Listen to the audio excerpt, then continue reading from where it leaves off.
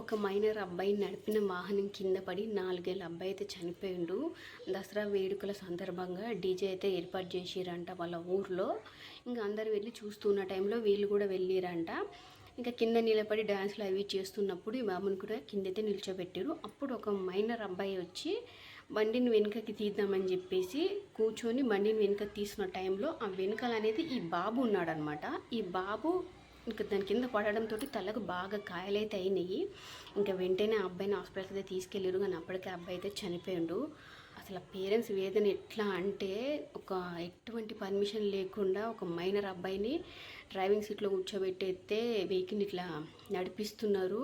దాని కింద పడి నా 4 ఏళ్ల బాబు చనిపోయిందని చెప్పేసి వాళ్ళ పేరెంట్స్ వేదన అసలుకి ఎట్లా అంటే పండగ రోజు వెళ్ళి ఎంజాయ్ చేసి డాన్స్ చేసి పిల్లోడికి అంతా చూపించి తీసుకొద్దామని చెప్పేసి తీసుకెళ్ళారు. కానీ లాస్ట్కి ఆ బాబే చనిపోయాడు దాని కింద పడిపోయి.